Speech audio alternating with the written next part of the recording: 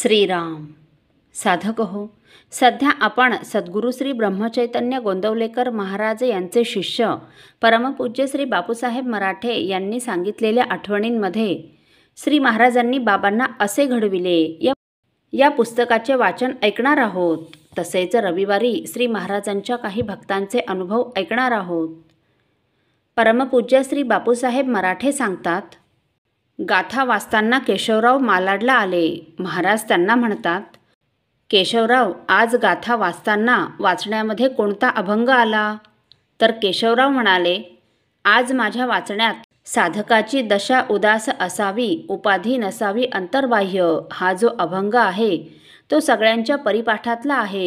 लोलुपता काय निद्रेशी जिंकावे, भोजन करावे परिमित, एकांती लोकांशी स्त्रियांशी भाषण, प्राण गेल्या जाण करू नये. या अभंगात देव केव्हा भेटतो याची लक्षणं तुकाराम महाराज सांगतात. साधकांची दशा उदास असावी, उपाधी नसावी अंतर्बाह्य, संग सज्जनांचा उच्चार नामाचा, घोष कीर्तनाचा अहर्निश. तुका म्हणे ऐशा साधनी जो राहे, तोची ज्ञान लाहे गुरुकृपे, असा शेवटचा चरण आहे. हे असे जो कोणी करेल त्याला गुरुकृपा झाली की आत्मज्ञान होईल, असं चक्क आश्वासन तुकाराम महाराजांनी त्या अभंगात दिलेलं आहे. असं म्हटल्यावर महाराजांनी आपण जेव्हा साधक अवस्थेत होतो तेव्हा काय साधना केली याचं पाऊण तास त्यांना प्रवचन दिलं आणि किती अप्रतिम झालं ते.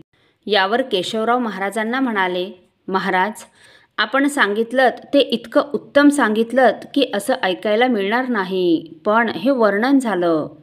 ठीक आहे, पण असं वर्णन आचरतोय असं कुणी देहात मला दाखवता का?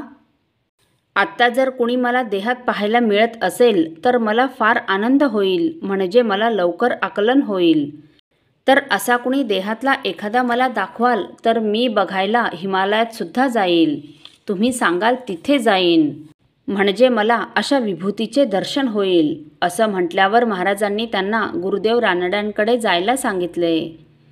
गुरुदेव रानडे निंबाळचे, त्यांचे पट्टशिष्य इथे समोर बसले आहेत, आपटे साहेब. महाराज म्हणाले, गुरुदेव रानड्यांकडे जावं म्हणजे तुमची इच्छा पुरी होईल. त्यावेळी गुरुदेव रानडे निंबाळला असायचे. त्यावेळी ते अलाहाबादला व्हाईस चान्सलर होते. व्हाईस चान्सलरशिप करताना निंबाळहून व्हाया मुंबई ते जायचे. तेव्हा त्यांच्याशी पत्रव्यवहार करावा आणि जेव्हा ते मुंबईला येणार असतील तेव्हा त्यांची गाठभेट घ्यावी.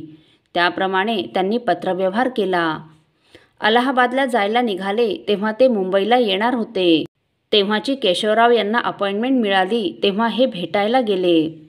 बरोबर महाराज म्हणजेच परमपूज्य श्री तात्यासाहेब केतकर यांच्या मुलाला बरोबर घेऊन गेले होते.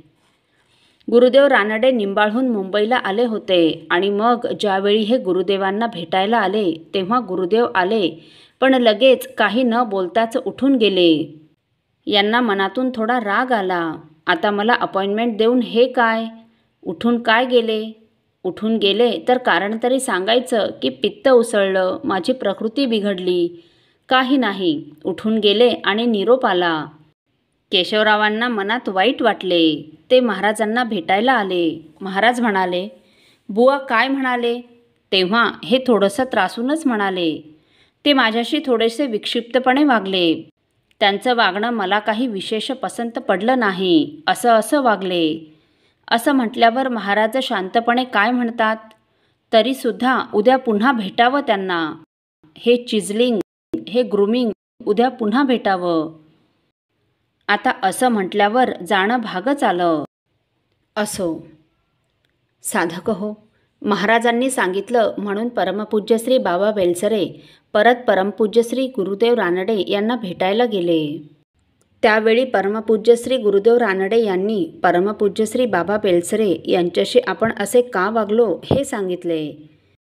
ते तसे का वागले हे आपण पुढील भागात ऐकणार आहोत.